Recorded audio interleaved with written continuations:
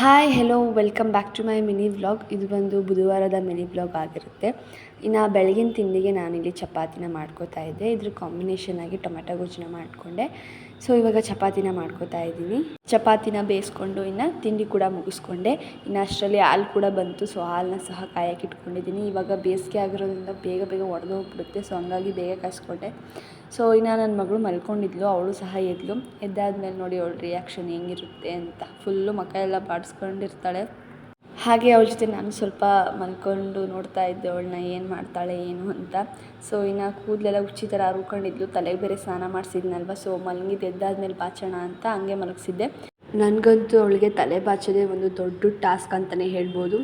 ಒಂದು ಸೆಕೆಂಡ್ ಸುಮ್ಮನೆ ಕೂರಲ್ಲ ಅವಳು. ಕೆಳಗಡೆ ಏನೋ ಬೀಳುತ್ತೆ ಅಂತ ತಳಕ್ಕೆ ಹೋಗ್ತಾಳೆ, ಹಂಗೆ ಹೋಗ್ತಾಳೆ. ಸೊ ಫೈನಲಿ ಹಂಗೂ ಹಿಂಗೂ ಸಹ ಹಾಕಿದೆ ಅವಳಿಗೆ. ಜುಟ್ಟನ್ನ ಹಾಕಬೇಕು. ಹಾಕಿದ್ರೂ ಸಹ ಅದನ್ನು ಇಟ್ಕೊಳ್ಳೋದೇ ಇಲ್ಲ.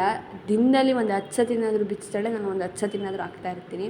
ಸೊ ಫೈನಲಿ ನೋಡಿ ಅವಳನ್ನ ಇಟ್ಕೊಂಡು ಜುಟ್ಟನ್ನು ಸಹ ಹಾಕ್ಕೊಂಡು ನೋಡಿ ಅಲ್ಲಿ ಕಿತ್ಕೊಳ್ಳೋಕೆ ಅಂತಲೂ ಹೋಗ್ತಾ ಇದ್ದಾಳೆ. ಸೊ ನಾನು ಬೇಡ ಅಂತ ಹೇಳ್ತಾ ಇದ್ದೆ. ಸೊ ಹಾಗೆ ನನ್ನ ಮಗಳಿಗೆ ಮಿಕ್ಸ್ಚರ್ ಕೇಳಿದ್ದು ಅಂತ ಕೊಟ್ಟರೆ ನೋಡಿ ಯಾವುದಕ್ಕೆ ಹಾಕ್ಸ್ಕೊಂಡು ತಿಂತಾಳೆ ಅಂತ. ಇನ್ನು ಅವಳು ಮಲಗಿಸ್ಬಂದು ನಾನು ರಾತ್ರಿಗೆ ಅಡುಗೆಗೆ ಪ್ರಿಪೇರ್ ಮಾಡ್ಕೋತಾ ಇದ್ದೆ. ಮೊಟ್ಟೆ ಸಾಂಬಾರು ಮಾಡೋಣ ಅಂತ ಹೇಳಿ ಎಲ್ಲನೂ ಹೆಚ್ಚಿಟ್ಕೋತಾ ಇದ್ದೆ.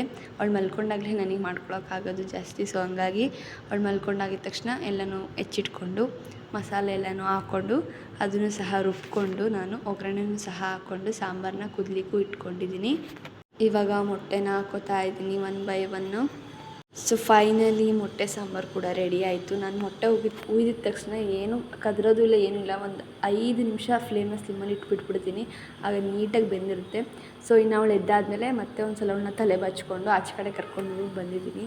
ಅವಳಿಗೆ ಆಚೆ ಕಡೆ ಬರಲಿಲ್ಲ ಅಂದರೆ ಏನೋ ಒಂಥರ ಮಿಸ್ಸಿಂಗ್ ಫೀಲ್ ಅನಿಸುತ್ತೆ. ಸೊ ಹಂಗಾಗಿ ಕರ್ಕೊಂಡು ಬರಲೇಬೇಕು. ಸೊ ಇನ್ನು ಆಚೆ ಕಡೆಯಿಂದ ಒಳಗಡೆ ಹೋಗ್ಬಿಟ್ಟು ಪಾತ್ರೆ ಎಲ್ಲ ಸ್ವಲ್ಪ ತೊಳೆದಿಟ್ಟಿದ್ದಿತ್ತು, ಅದನ್ನೆಲ್ಲ ನೀಟಾಗಿ ಜೋಡಿಸ್ಕೊಂಡು ನನ್ನ ಮಗಳಿಗೂ ಹಾಲನ್ನ ಕಾಯೋದಕ್ಕೆ ಇಟ್ಕೊಂಡಿದ್ದೀನಿ. ಅವಳಿಗೆ ಹಾಲನ್ನ ಆರೋದಕ್ಕೆ ಅಂತ ಇಟ್ಬಿಟ್ಟು ನಾನು ಕೂಡ ಕಾಫಿ ಮಾಡಿಕೊಂಡೆ. ವಿಡಿಯೋ ಇಷ್ಟ ಆದರೆ ಒಂದು ಲೈಕ್ ಮಾಡಿ, ಸಬ್ಸ್ಕ್ರೈಬ್ ಮಾಡಿ, ಫಾಲೋ ಮಾಡಿ.